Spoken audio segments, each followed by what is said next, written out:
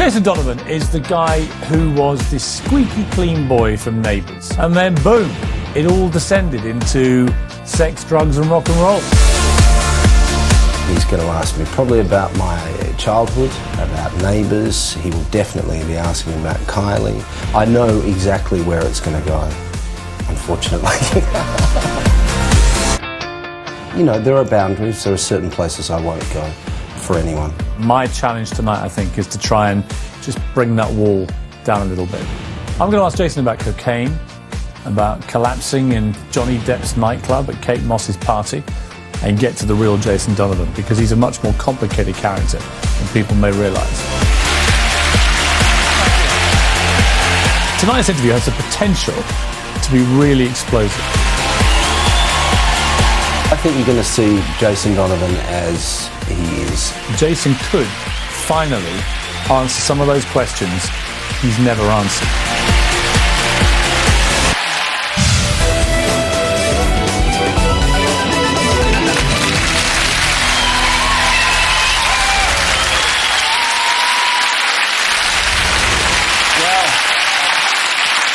I'm trying to think how long it's been since I've known. It's probably 20 years. It would have been, 20 years, you know, the bizarre column. And I finally ended up with more hair than you. Just. At the height of your fame, it was reported that a Jason Donovan fan, fainted every 12 seconds at your live shows. Yeah. In 1999, 275 fans were stretchered out of your Newcastle concert. Can you imagine that? For those teenagers that were growing up, they fell in love with the characters of Scott and Charlene and Henry and all, and then, of course, fell in love with the music as well. You're being very modest here, Jason. At a particular time in their life. They were falling in love with you, well, my friend. I mean... They were fainting, screaming, Jason! Hundreds of them were being stretchered out. I mean, what is it like? I mean, I've lived my entire life trying to get to a place where any woman would faint in my presence, other than out of utter horror. So, what is it like? Let me be honest. You know, I didn't dream of that. I didn't dream of becoming famous. I didn't dream of the girls fainting. What I wanted to become was an actor, and the acting eventually led to the singing. If I could have said to you, look, Jason, I can offer you a deal here. You can be a successful actor and a singer if you like, but you're never going to have that kind of ridiculous fame. Would you have preferred, with hindsight, to have never tasted it? No, I'm quite happy the way it's happened. I knew it! No, I think it's a matter of sort of, those things are what dreams are made of. I'm glad I did it when I had the energy to do it at a time in my life where I was completely focused. Why do you think you were so popular? You weren't the only one, Kylie, obviously. What made you so special? It wasn't unattractive, was it? I think I had that going for me. I think I had the talent, but I just had an ability to work hard. What do you think your real talent is? Working hard. More than anything else? Yeah, absolutely. When I focus on something, I do it. Do you think you're a good actor? I think I'm a better actor than I am a singer. Yeah, I'd agree with that. You would. What you were probably most famous for were, of course, the trademark blonde mullets, which spawned many a mullet. I think we may have one to show you. There we are. That is a great mullet. The days of Michael Bolton, you know, Sharp and all those characters. Are you fond of that look? I was then. I wouldn't say it's something I can particularly do these days. You began losing your hair when you were 23, which was a concern to you. When you allude, the fact that the people are screaming and, you know, you've had this incredible success, to sort of see yourself age, you know, prematurely, and not be able to quite deal with it at the time. Did you ever try any of those, those terrible hair restorer products you see on TV advertised? Piers, let's just say, I have been lucky enough to have had a few things done that enable it to sort of look okay. We're not talking about one of those Elton John hair weaves, are we? Not the weave. But, can you clarify? Well, I've had a few little things done to my hair, I think if women can have breast implants why can't men do what they want to do to You've their had hair? breast implants? You're not listening to me, Piers. You've had hair implants? I have, yes I have. And, I mean, Wayne Rooney just had this, right? Mm-hmm. Same thing. And I thought he was quite good. He went on Twitter and just said, here I am, look, I'm proud of this. I mean, is it something anymore that men should be worried about? Absolutely not. And why should I go and turn around and sort of have a press release about it? You know, I don't feel the need. In fact, this is probably the only time I've ever talked about it publicly. It's brilliant. You look in the mirror and go... It's made me feel good. It's made me feel good about myself. And would you recommend other guys to do it? Absolutely. 100%. Good for you. I think the ladies, do you like this new look? I think we could be bordering on a new fainting session here. I don't think so. Jason, over the last 20 years, you've made your name as one of Australia's most successful ever exports.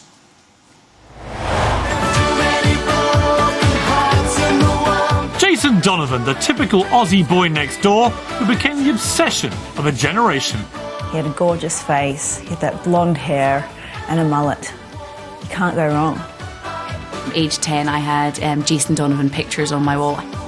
For any young guy in the pop industry, you know, Jason Donovan was, you know, as big as you could possibly get. In 1986, Jason arrived on our TV screens as the clean-cut Scott Robinson in the Aussie soap Neighbours.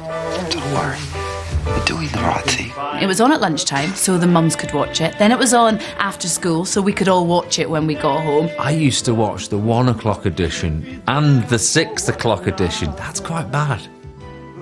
But after 3 years and 400 episodes in the soap, Jason quit Ramsay Street to concentrate on a career in pop music.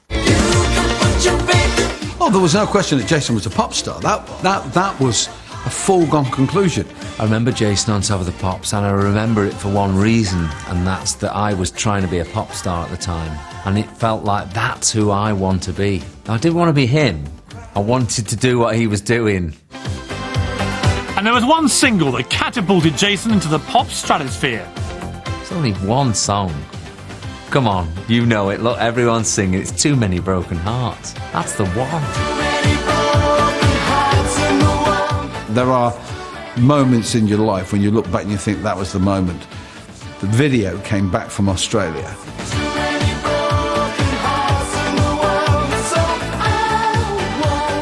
And my God, when Jason walked up that hill, it's still, you know, one of the moments.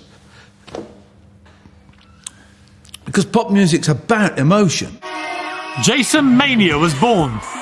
It seemed to happen just overnight. Suddenly, bam, he's on front page of this and front page of that, and people are knocking at the door saying, oh, can we have his autograph? The whole Jason Mania thing was outrageous. You couldn't go anywhere without his face on something. His face was on everything.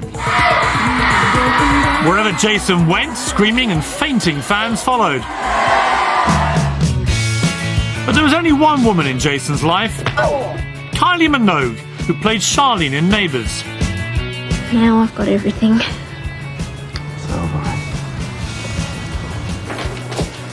The couple first appeared on screen together as children in Aussie drama series Skyways when they were just 11 years old. Did you have a good time last night? I did. Robin was sick. I was not. It was a pizza where Dad took us. She's not used to it. Neither is he. Well, did you enjoy it anyway? Oh, yeah. Yeah, the cheese was fantastic. Christy liked it. Oh, Christy can't eat. She can, so... Then, 8 years later, 19 million of us tuned in to watch Jason and Kylie tie the knot in Neighbours' most popular ever episode. Between Scott and Charlene, the relationship became quite iconic. But the magic wasn't just on screen. Jason and Kylie were a real-life couple. They were in love and seemed made for each other. They were working together all the time. They were young and they were beautiful. Why not? But the couple were often apart performing, especially once Kylie's career had taken off big time. And it was while she was away touring in Japan that Kylie phoned Jason to end their relationship. I don't know what caused the split. I never asked them, never wanted to ask. But Jason was hurt.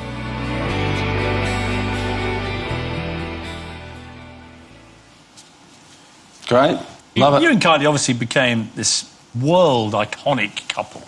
What was the moment when you realised there was something more? Yeah. I think she chased me initially, and then, you know, I guess I gradually gave in, and one thing led to another, and, you know, the next thing you know, we were sort of working and having this relationship. And there is a suggestion, a very strong suggestion, that you cemented things together in a Sydney travel lodge during a Neighbours promotional tour. That might be true, actually. That might You can confirm that. I think that is absolutely true. I think there was a number of promotional trips that the people from Neighbours would do each weekend around Australia, and I think the Travel Lodge was the place. Well done, Piers. You're such a romantic. Yeah, I know. The Travel Lodge in those days was a really posh place, though.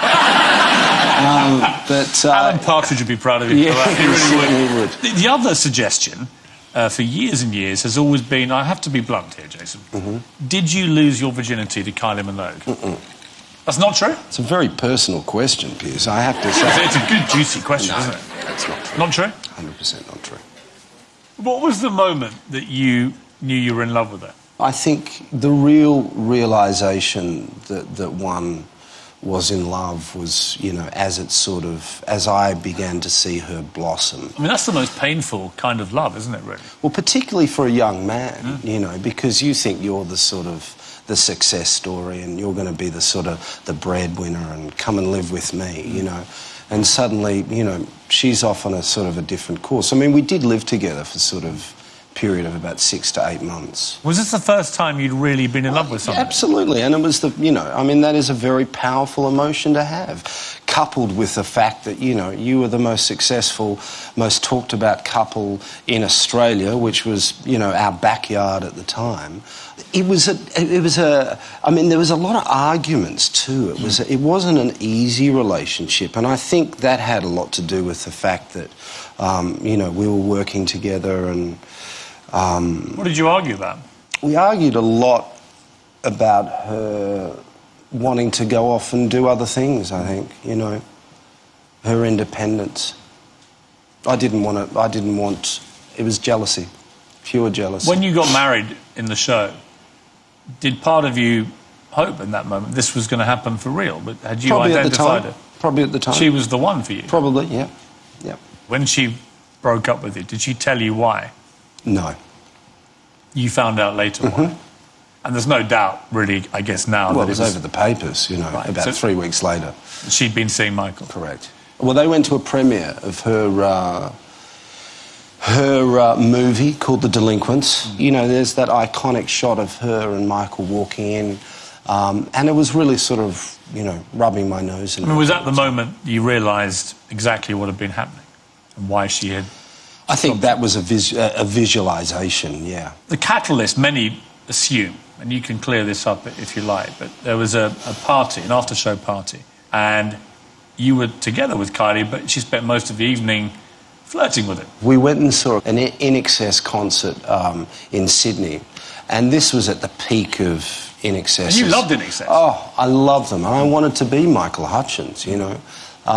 We went and saw the show, and they invited us back to the hotel room, and I remember they were in this massive limo, you know, and we'd hired this sort of little Ford Fiat, or, you know, tiny car, and we kept driving past this limo at the lights. There's not a single part of you thinking alarm bells here, that you're in your little jalopy following a limo to Michael Hutchence's hotel suite with beautiful Kylie. I mean, this is a dangerous situation, isn't it? Obviously, in hindsight, yes, you're absolutely right. And probably at the time, you know, I wasn't particularly happy about it. But, you know, the whole Michael thing, you know, I mean, you know, that was a tough blow to happen. You know, Pete is right in the sense that, yes, I did receive a phone call. I was in New York, she was in Japan.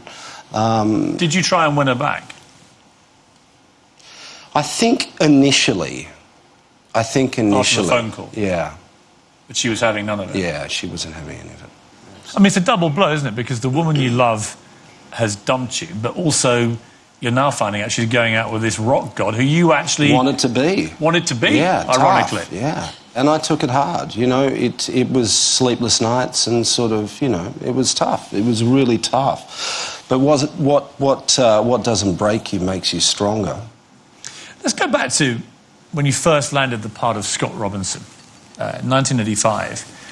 To us watching in Britain, I used to watch it like Gary Barlow, sometimes twice a day. I was an addict.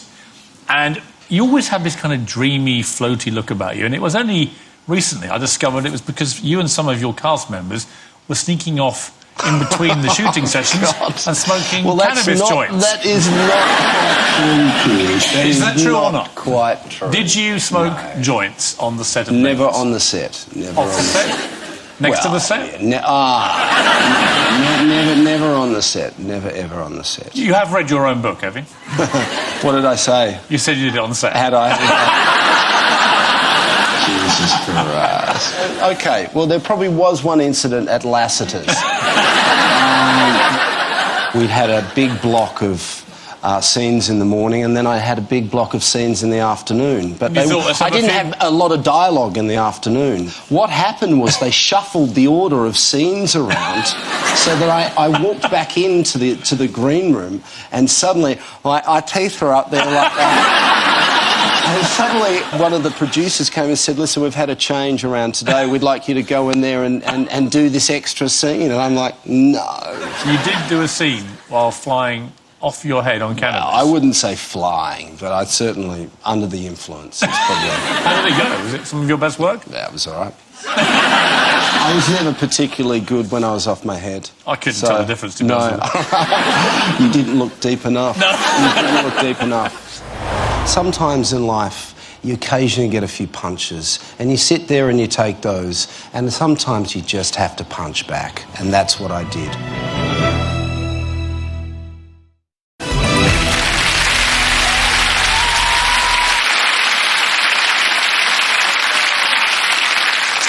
To where it all started. You were born June the 1st, 1968. You were the only child of famous parents.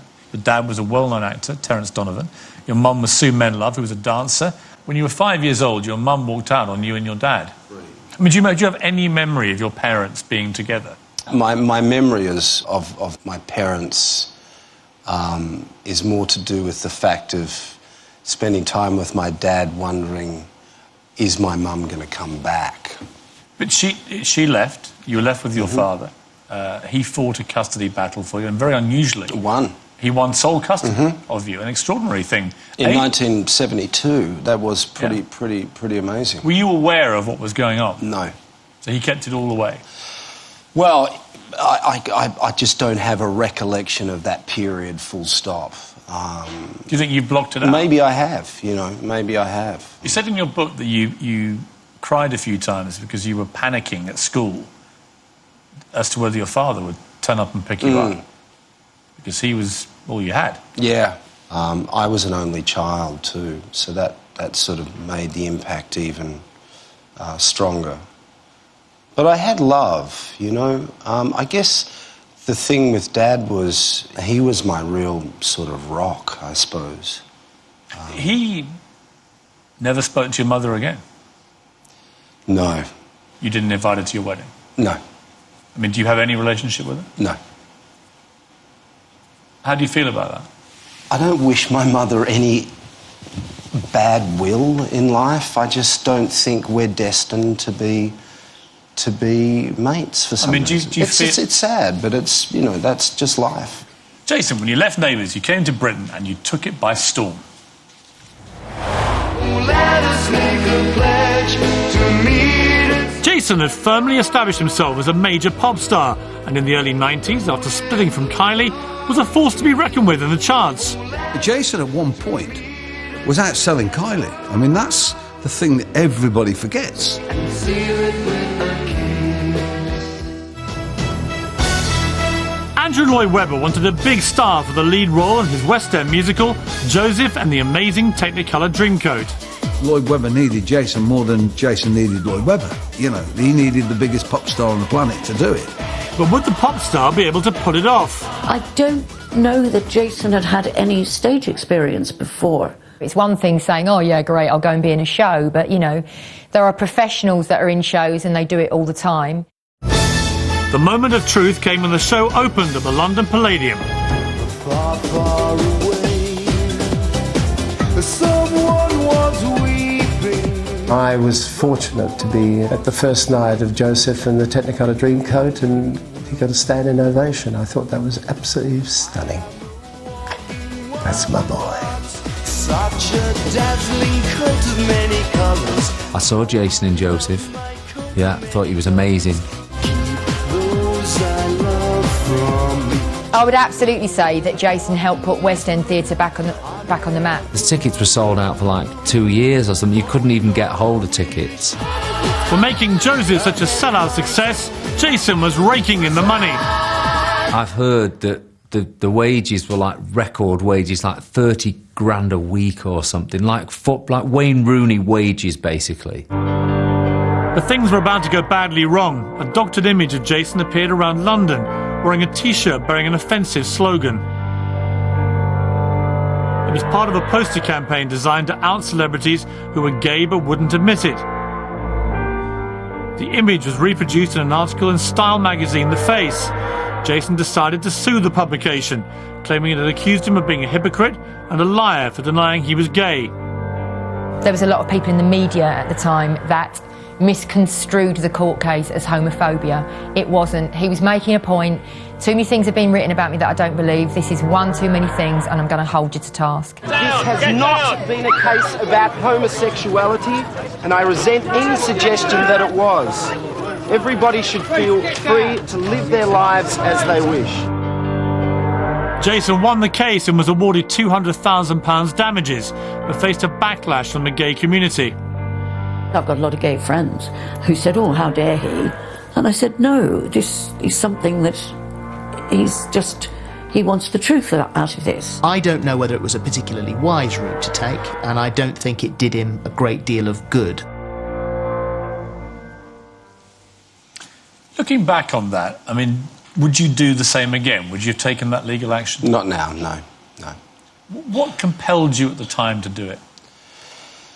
Well, I think, rumours had persisted, And by the way, I can confirm that. I mean, I was working, actually, on a tabloid at the time, wasn't editor, but there were lots of rumours about Jason Donovan supposedly gay. And it was at a time not like today, when it wouldn't have mattered nearly as much. I don't think it helped the fact that I was in a loincloth wearing a sort of multicoloured coat at the time, looking sort of with a blonde sort of wig, blue-eyed sort of kid that kept his private life very private.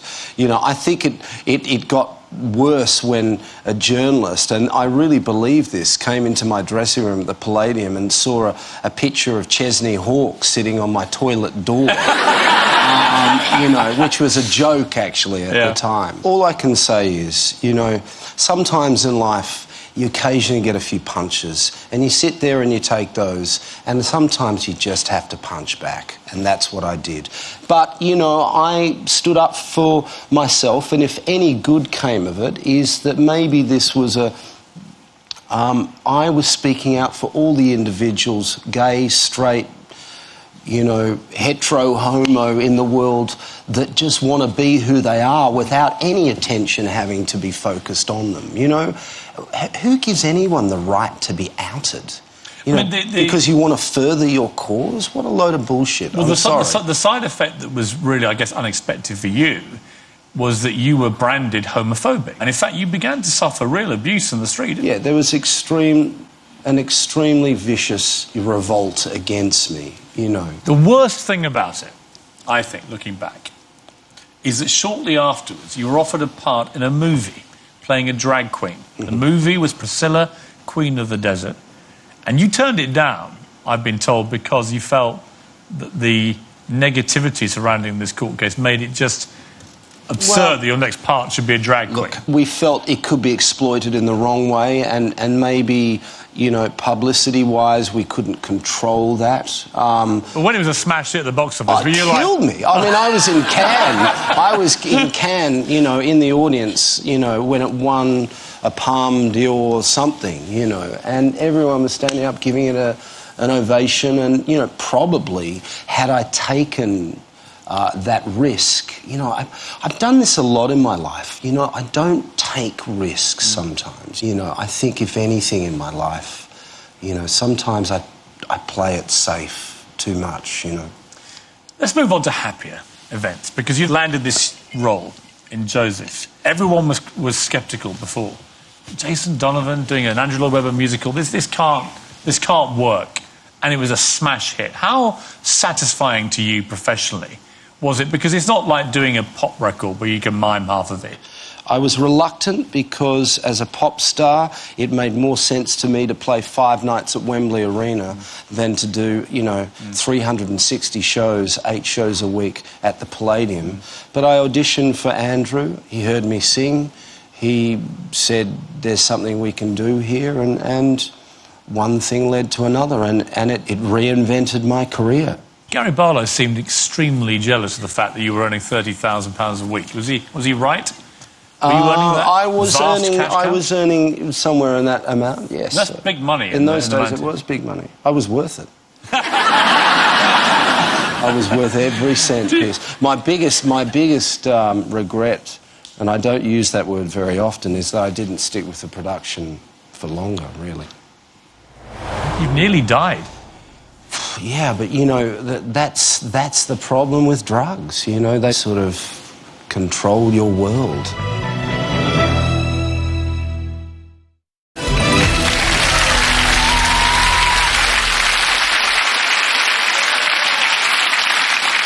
After starring in Neighbours for 3 years, you decided you wanted a career change. You followed in Kylie's footsteps. You came to Britain. You met with Stock Aitken and Waterman. What made you... I mean, was it just as obvious as Kylie's become a huge pop star, I can do this too? Was that the thinking? Pretty much. I do love your honesty, Jason. I've got to say. You know, my father always said you need to be as versatile as one can be in this business, you know, and I think those words are, you know, something I would pass on to my children as well, you know. You think you're a good singer? How would you rate yourself? I'm not... I need to be secure. I'm not a natural singer. I've certainly become, you know, better at it over the years. I mean, when you do, you know, a show like Joseph, when you do, you know, perform in the West End... You can't cheat a West End production. No, you can't cheat a West End production. That's not miming. You're singing. Absolutely. So, you know, over the years, it's become something that I've become better at.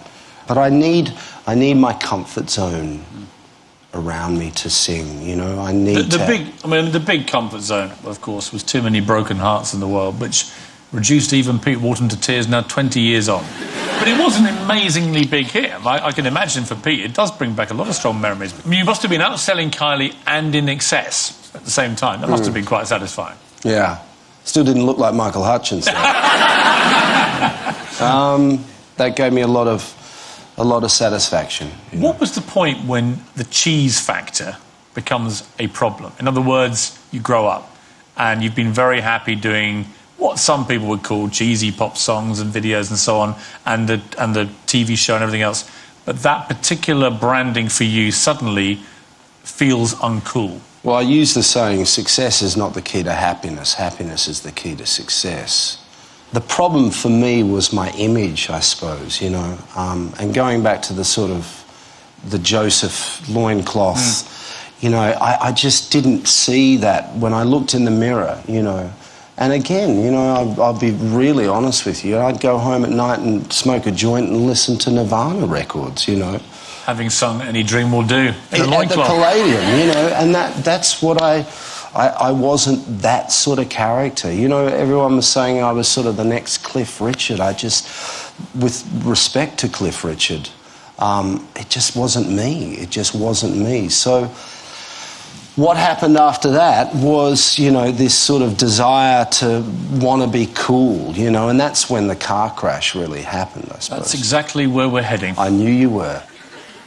I closed my eyes. Jason's stage role as Joseph was a West End triumph.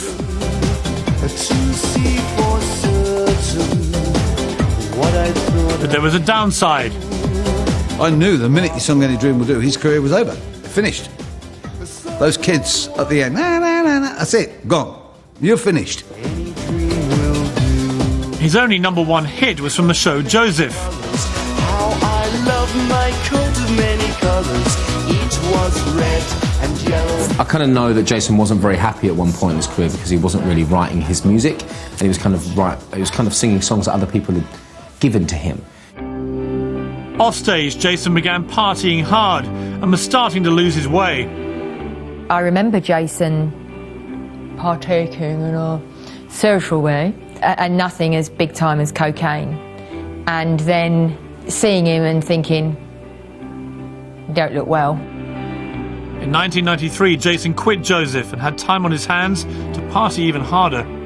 I think that when you're in these parties where people are all like celebrities and, you know, they're all doing cocaine, you think you've got to do cocaine. London has its dark sides, and the dark sides, unfortunately, with the success Jason had, I think sucked him in. Jason was at the time quite often chemically assisted. On a couple of occasions I went out for lunch with him, and the next day he wouldn't remember where he'd been or the fact that we'd even met up. It was a shame to see someone who was always, you know, sort of so handsome and adored, essentially coming apart at the seams. He could no longer hide his drug habit, so it must have been well out of control. I think everybody who'd worked with Jason or knew Jason was worried. I can remember saying to my wife, you know, we should do something. There must be something we can do to help, because I thought eventually this is going to end up in tragedy. Jason's partying finally caught up with him in 1995 at the Viper Room Club in Los Angeles, where he was celebrating Kate Moss's 21st birthday. Jason collapsed on the dance floor following a cocaine-induced seizure. He wouldn't be the first or last in that line of people who had everything at their feet and had taken the wrong track and ended up killing themselves. Please! Hey! No, really? You don't need to do that. I remember, you know, being on the train and looking over somebody's shoulder and seeing him on the front cover and thinking, oh my God, this is a matter of time. I truly, truly thought he was going to die. I think it was a case of, you know, stamina and luck that prevented him from dropping dead outside a club in Los Angeles.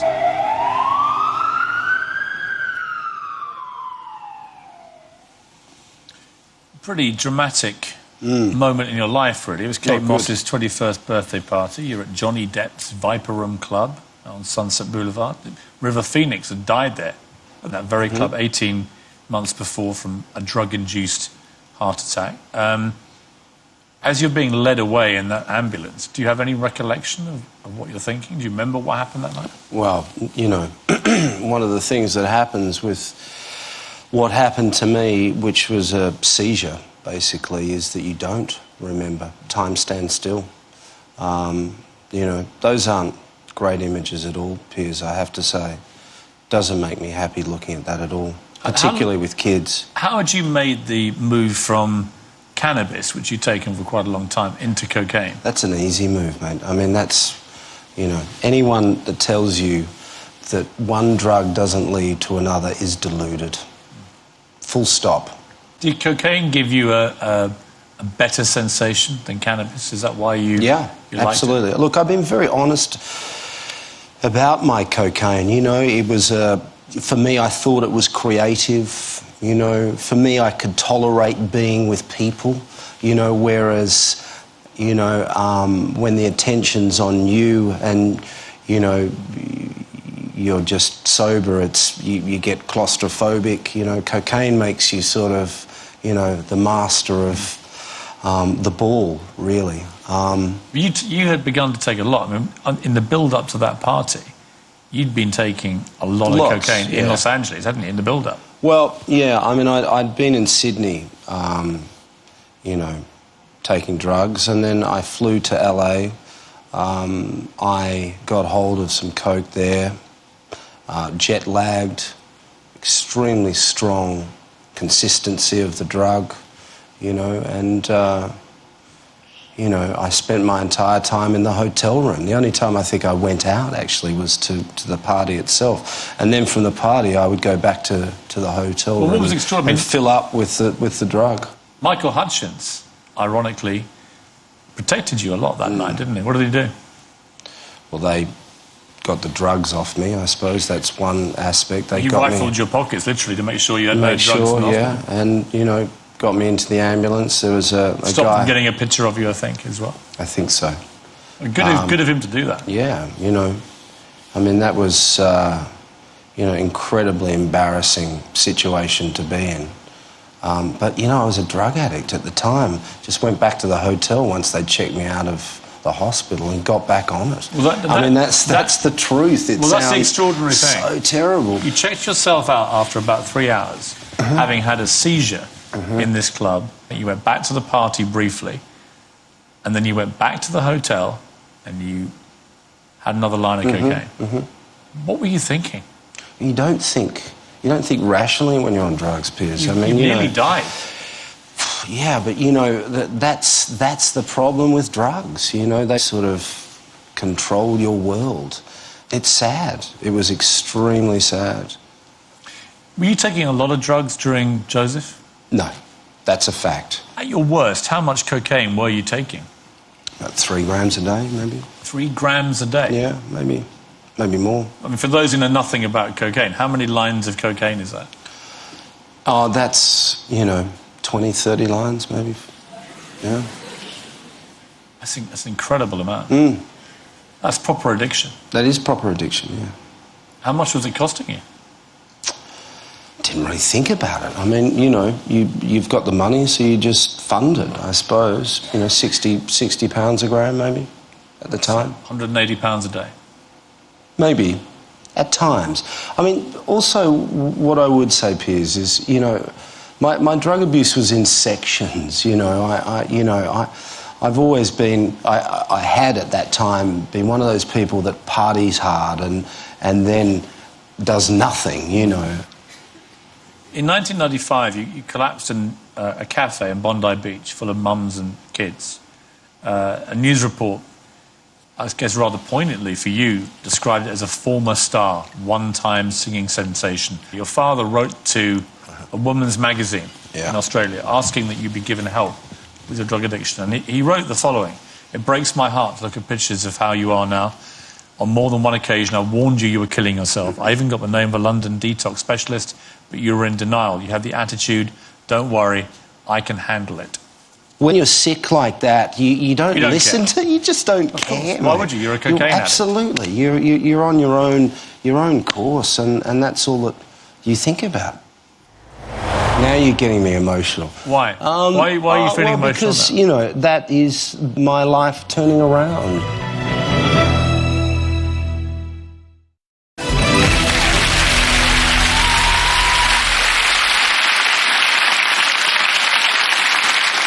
In 1998, you landed the role of Frankenfurter in the Rocky Horror Picture Show. And you're on the road touring small-town theatres. And during the making of this, you meet a stage manager called Angela Mallock, the woman who is to become your wife. Yeah. Tell me about her from those first few times you worked together. Now you're getting me emotional. Why? Why are you feeling emotional Well, because, now? you know, that is my life turning around, you know. That's my life on the way up again, you know. That's my best friend. I mean, do you look at her there and actually believe she probably saved your life? I saved my life, but she was a woman who came around and stood up to me, you know, and made me accountable. She'd moved in with you briefly, but then after a few months she gave you an ultimatum. It's going to be drugs or it's going to be me, but it can't be both. Yeah, but... So I think you just carried on taking the drugs, and she did actually carry out her threat to leave. And then the next thing you hear is she sends you a letter saying, well, I think if pregnant. I'm really honest, I felt our relationship at that particular point wasn't working. And I think, you know, drugs had a lot to do with the cancer of the relationship, which they do. They kill... They make you very selfish, don't they? Absolutely. And you've put the nail on the head. You put the nail on the head. Absolutely. When you get the letter saying, if you want nothing to do with this child, that's fine, but I'm going to have the child. That's quite a letter to receive, even in big. your state. That's pretty bold. What was your initial honest reaction to it? How can someone do this to me? How can someone do this to me? I don't want this in my life, you know? Because this meant having to not be so selfish, potentially, which Correct. is, for a cocaine addict, as bad as life gets. But this is the part of the process of, you know, my waking up, I guess. Once Gemma was born, you look at this person and you know, and I embraced it and I was proud of it. And I gradually ended up falling out of love with cocaine and in love with my daughter, and then consequently back in love with the woman who changed that landscape of my life, you know. And that's where I met my best mate. You know, she is the love of my life. Jason, you'd given up the drugs and a whole new chapter in your life was about to start. In 2006, Jason was enjoying life with his young family and was mostly out of the spotlight. Until he was invited to go on reality TV show, I'm a Celebrity, Get Me Out of Here. Let's not kid ourselves. I'm a Celebrity, Get Me Out of Here is a performance. That's when he shone. And people went, oh, hang on a minute. Oh, Jason's back. Get me out of here! Seeing him back on screen in our living rooms when he did I'm a Celebrity was really pleasant. Jason was 100% the leader in our camp. We've got to get on with the show, you know. He was fun, he was a doer. That's it, that's the one. Things are crawling all over me. I wish he would have eaten the bugs, though. And I wish he would have done more trials, because that would have been really funny to see him either lose or win. Yeah. It's amazing. What are we doing here? Ultimately, everyone was voting for who he was. So for him, it was a nice time to sort of retell everybody the story of his life and who he was and who he is now. Happy days. Then last year, Jason signed up for Strictly Come Dancing, but it wasn't going to be an easy ride. I had said to Jason, and I'll be very honest with you, I said, I'm not too sure. I think you've got 2 left feet. He couldn't dance.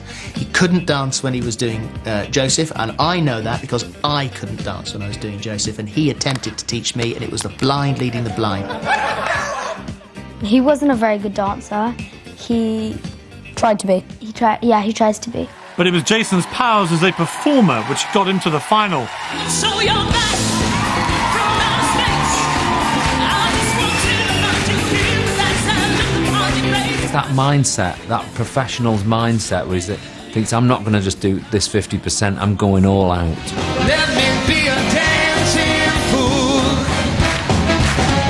I totally understand why Jason's been around for the length of time and why he's still a household name. He works the hardest. I am enormously proud of what he's done. The things that have gone wrong, he's pushed to one side and moved on. And I couldn't want for a better son.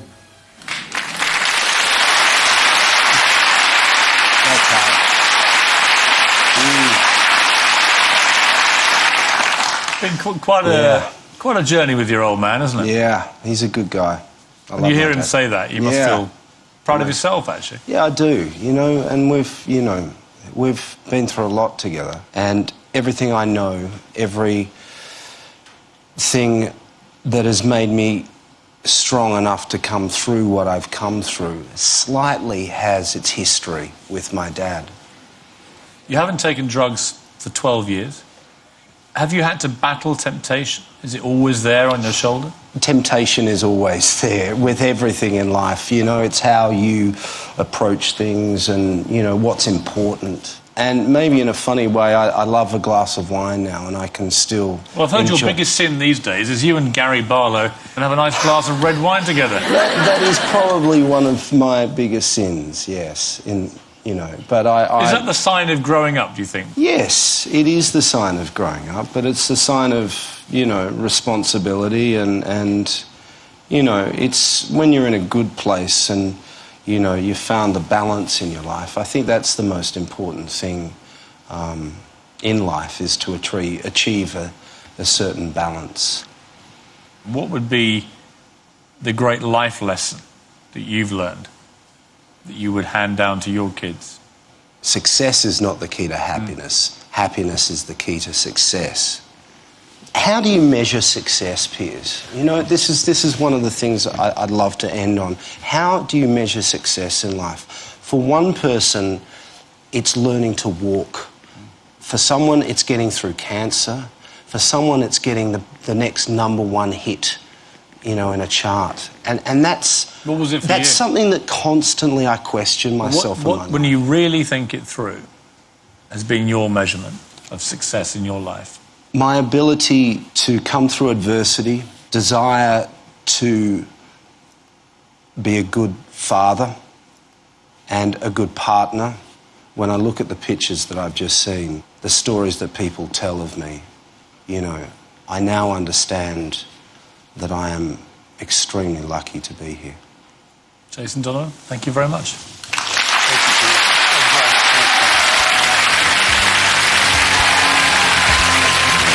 Did you hit Ruler? Yeah, I mean, yes, I think twice.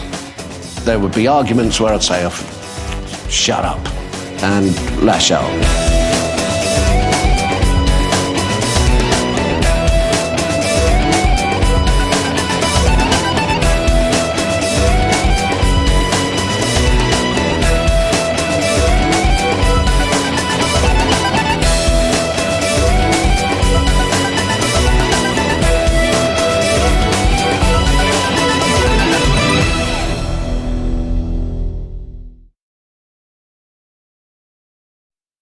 Grant